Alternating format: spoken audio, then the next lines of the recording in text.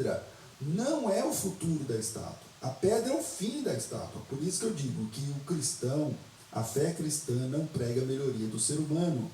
A fé cristã não prega, não, você tem que ser o melhor marido. Não, a fé cristã prega, você tem que morrer e nascer de novo. Porque quando você nascer de novo, você não vai ser o melhor amigo, você vai ser o melhor marido, você vai ser outro homem. Você vai ser outro homem, você vai ser... A fé cristã declara que o ser humano está falido, que o ser humano está irremediavelmente contaminado e que ele precisa morrer para o mundo e nascer para Deus. É o exemplo da pesca.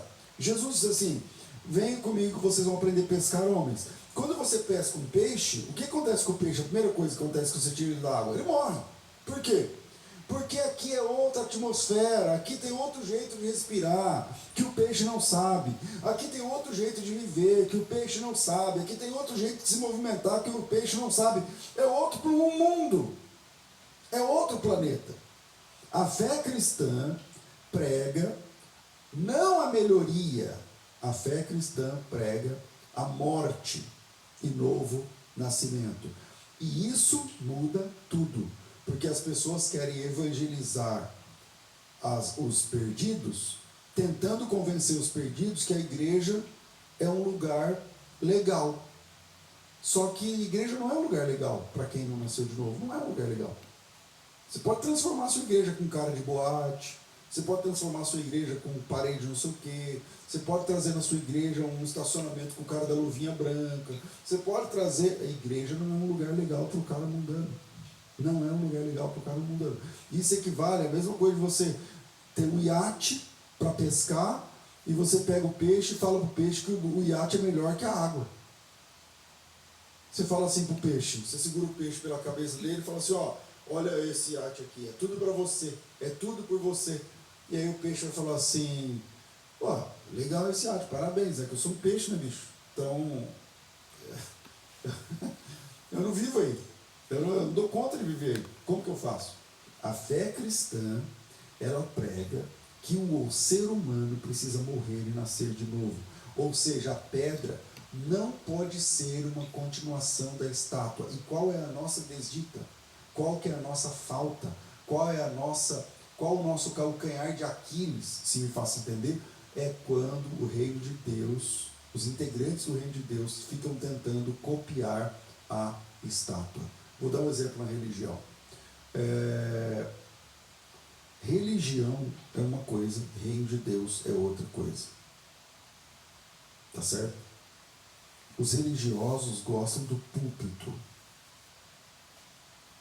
O reino de Deus gosta da cruz. O reino de Deus está crucificado com Cristo na cruz. Entende? Então, como é que funciona essa questão, pastor, do reino de Deus? Então, o nosso problema é que a gente copia as outras religiões. Eu não sei se eu entro nesse... Eu vou descer mais um degrau nesse assunto, vai. Eu vou descer mais um degrau nesse assunto. É o seguinte. Religião é tudo igual. Não importa. Religião é tudo igual. Aí o cristianismo é tudo igual. Não, você está dizendo que cristianismo é igual, religião é tudo igual. Por isso que eu estou fazendo uma diferenciação entre a religião, que é o que fizeram com o cristianismo, e a fé cristã, dita na Bíblia. Porque religião vai trabalhar com o medo, com a culpa, com o serviço, entende? Porque se você não tem culpa, se você não tem medo, se você não tem a ideia de proteção, a religião, toda religião vende esse pacote. Resolver seu medo, resolver sua culpa e tratar suas desconfianças. Toda religião faz isso. Você troca de religião, lá tem outro esquema para falar a mesma coisa. Vou dar um exemplo. O cara chega e fala assim lá para uma religião kármica, escolha uma. Aí chega lá e fala assim para o cara lá, não estou bem. E aí o cara fala assim, mas claro que não está bem. eu não vejo você recitando os mantras, eu não vejo você acendendo os incensos, eu não vejo você lendo as escrituras em sânscrito sagradas, não sei o que e tal. Aí ele troca de religião, vai ter outra religião. Ele chega lá na outra religião, aí ele fala o seguinte, não estou bem. E aí o cara lá da outra religião fala assim, mas é claro que você não está bem. Eu não vejo você fazendo oferendas, eu não vejo você fazendo sacrifícios, eu nunca vi você matar uma galinha, eu não vejo você trazendo farofa, fazendo e tal. Tá, ele vai para outra religião, ele chega lá e fala, não estou bem. Aí o cara fala, mas é claro que não está bem.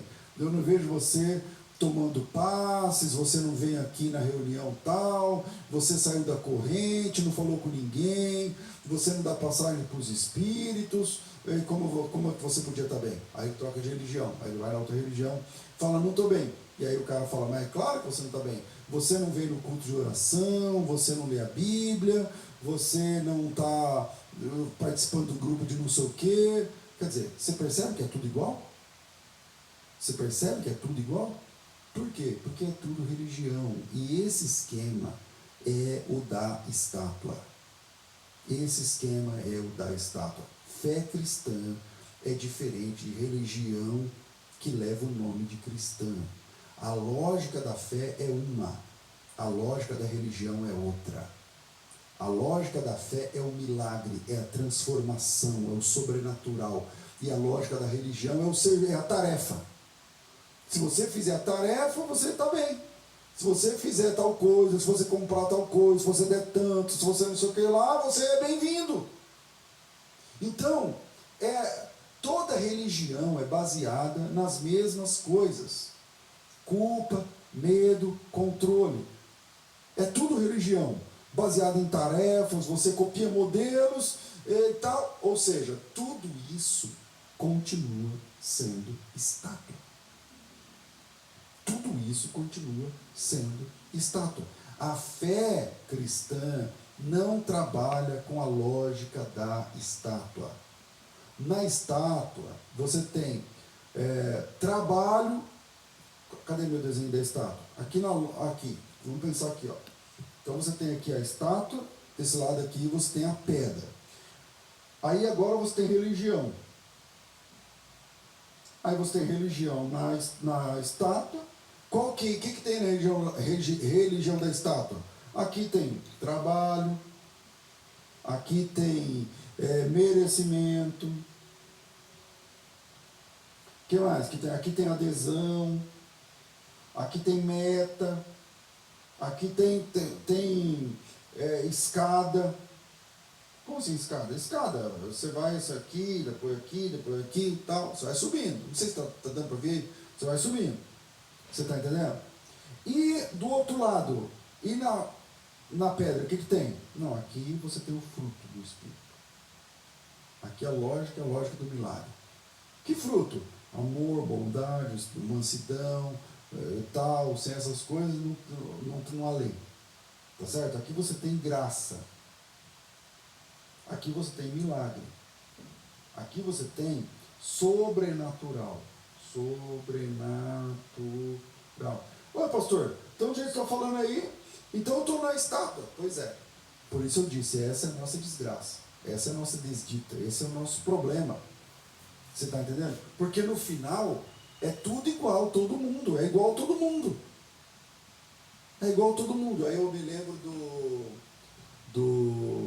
aquele de óculos narigudo lá do Woody Allen. Woody Allen, quando ele falou que ele não retratava os filmes dele colocando religião, e aí o pessoal falou assim, primeiro, por que você não coloca nada em religião? Ele falou assim, porque religião só serve para dizer quem a gente tem de odiar.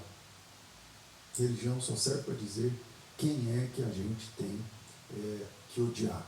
E aí, meus irmãos, esse que é o problema, que eu estou dizendo assim, esse aqui é o nosso problema. Porque a pedra, ela tinha que ser outro jeito de ser gente.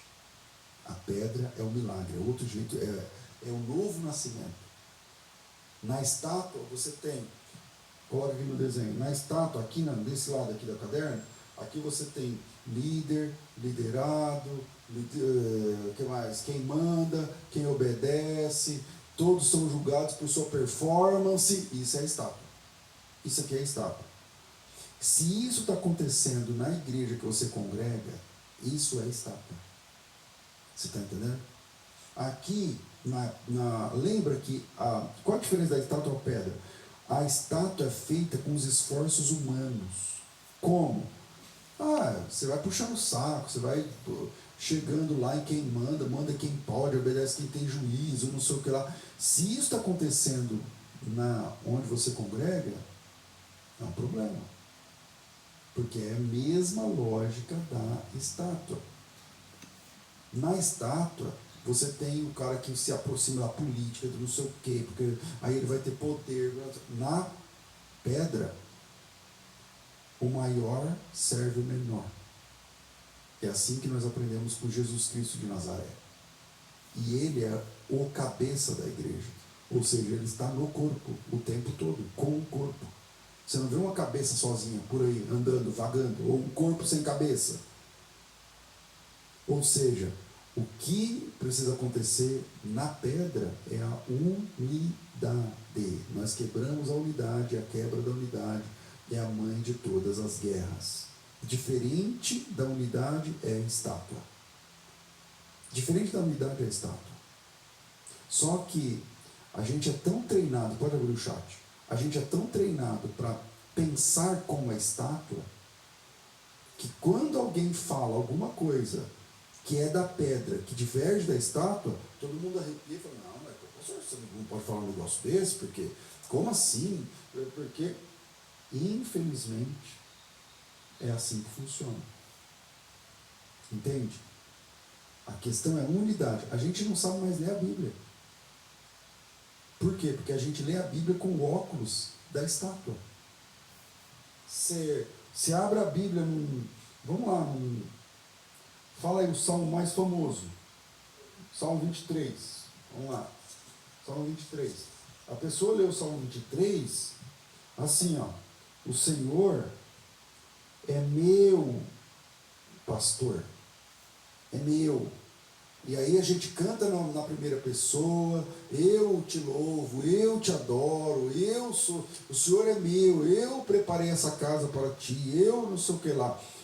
Só que, você conhece algum pastor personal? Você conhece algum pastor que é personal? Ele é pastor de uma ovelha só? Não. Se o Senhor é seu pastor, você acabou de ganhar um rebanho, um lugar no rebanho. Quer dizer, que você é só mais um. Só mais um dos milhões, bilhões, trilhões de ovelhas desse bom pastor. Você está entendendo?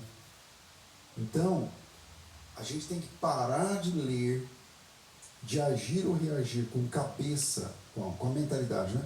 Com a cabeça, com a mentalidade da estátua, porque se a gente pensa com essa categoria, a gente ainda está na estátua. E Colossenses 1,13, no texto que eu li para vocês, a Bíblia diz que ele nos tirou do império das trevas e nos transportou para o reino do Filho do seu amor. Houve um transporte, onde você estava aqui na lógica do império, e você foi transportado para a lógica do reino. Aqui você tem império. Aqui você tem reino. Então, império de um lado, reino do outro. A lógica é diferente. A lógica é diferente. Por isso que a pedra destruiu a estátua. Pastor, o que destruiu? Ela rejeitou as formas de governos anteriores. A pedra rejeita as formas de governos anteriores. A fé cristã é um milagre. As religiões dos homens é uma farsa. Mesmo que lá fora está escrito evangélico, igreja, comunidade, se é com a lógica da estátua, é uma farsa. É a mesma coisa da estátua. É a mesma lógica da estátua. A fé cristã é o milagre da transformação, do novo nascimento. A religião dos homens é uma farsa, é um arremedo da mesma estátua. Os pagãos tinham um templo. Na fé cristã, o templo são as pessoas que são o templo. Mas se reunir todo mundo e comprar um prédio para adorar a Deus, pode, mas isso não muda o lugar do templo. O templo são as pessoas. O templo são as pessoas. Você está entendendo? Então, quando você vai estudar a história da igreja, a igreja construiu muitos prédios colossais, lindos, magníficos, não sei o quê. Aí quando vem o protestantismo, aí a gente, não, só a Bíblia, só a Escritura, não sei o que lá, e daqui a pouco a gente está fazendo a mesma coisa. Nada contra a construção, não. Nada contra, pode construir o que quiser. Só que não diga que lá é o templo. O templo são as pessoas. O templo sendo um prédio é conversa da estátua. Você está entendendo? A igreja historicamente se aproximou da política. Todo mundo sabe que quando a igreja se casa com o Estado, vira um tendel. Aí agora nós somos protestantes. 500 anos atrás, sei que lá, Martinho Lutero, quem mais? Os pré-reformadores, John Hus, os pós-reformadores, quem mais? Zwinglio, Theodor Beza, tal, tudo bem. Mas e agora? E agora a igreja está lambendo as botas do Estado de novo. Meu Deus do céu, a mesma coisa. A mesma coisa. Quer dizer, se lá atrás, na história, a igreja se aproximou da política, deu ruim, aí os evangélicos estão fazendo o quê? O mesmo caminho. Quer dizer, a estátua tem uma lógica, a pedra tem outra lógica. Qual a lógica que você está trabalhando? A lógica que você estiver trabalhando define se você é da pedra ou da estátua, por mais que você seja pastor. Por mais que você seja pastor. Como a pedra chega? Como que a pedra chega sozinha e cresce? Como é que a pessoa sai da estátua e vem para a pedra, pastor? Eu vou dar um exemplo. Nada disso que eu falei está na apostila, então vai anotando aí. Eu vou dar um exemplo. Imagine que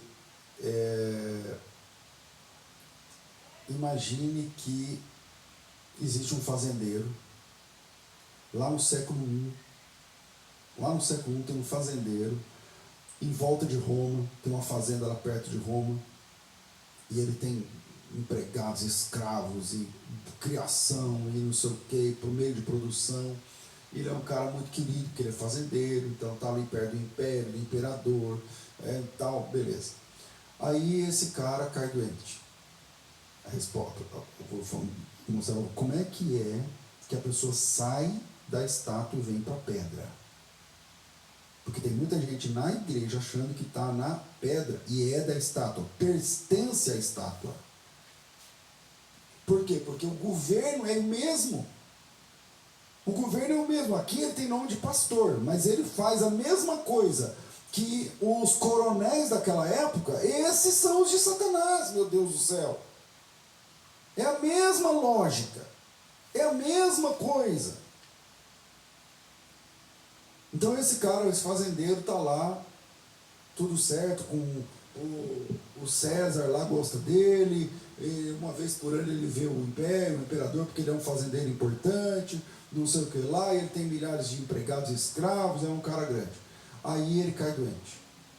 E é uma doença que ele ofereceu os sacrifícios para Marte, para Júpiter, para os deuses lá do panteão romano, e não deu certo,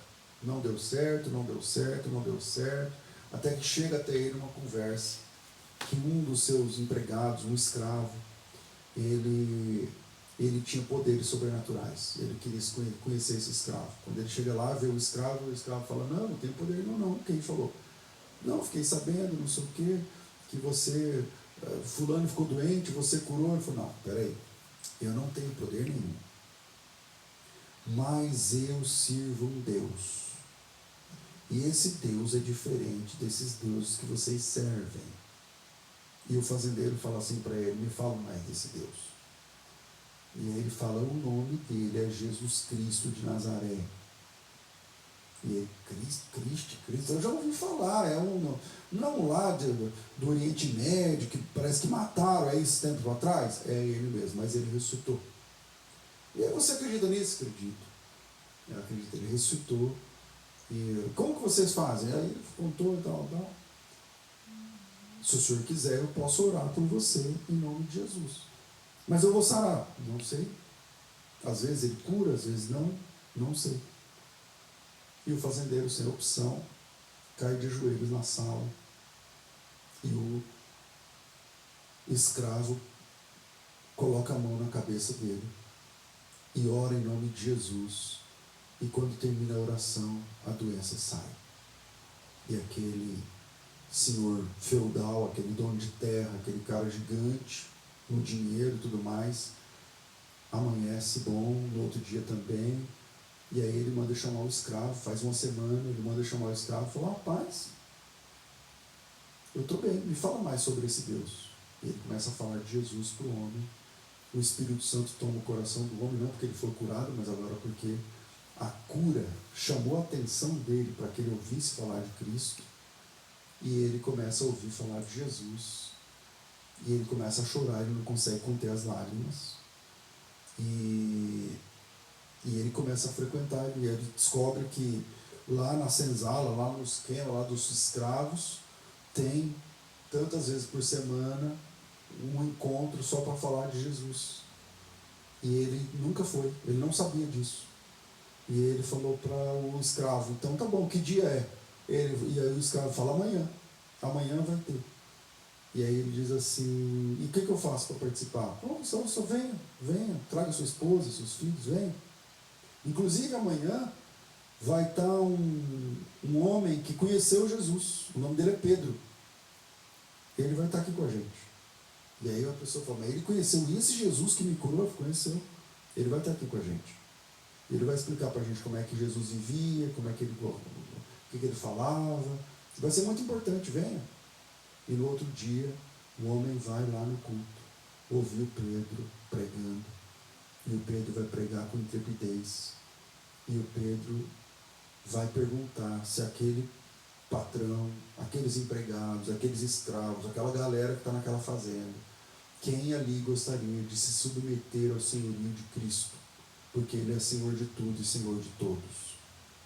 E ali, aquele homem cai de joelhos e confessa Jesus Cristo de Nazaré como seu Senhor, como seu Deus, como seu Rei. Ali, ele descobriu que o escravo dele não era mais seu escravo, era seu irmão. Porque ele descobriu que aquele escravo era um presbítero da igreja. E que agora ele não é mais o meu escravo, ele é meu irmão em Cristo. Naquele momento, quando ele dobrou os joelhos, o escravo deixou de ser escravo e passou a ser irmão. Naquele momento, tudo que ele achava que era dele não é mais dele, agora é de Deus. E ali, naquela fazenda, o Império Romano acabou. Ali, naquele joelho dobrado, a estátua caiu diante da pedra. Ali, naquele momento, naquela confissão, o imperador não é mais ninguém para ele. O César não é mais o Senhor. Aquele homem já não é mais dono de escravos. E aquela fazenda já não é mais dele. A pedra destruiu a estátua. E uma pessoa foi transportada do império de trevas para o reino do Filho do seu amor.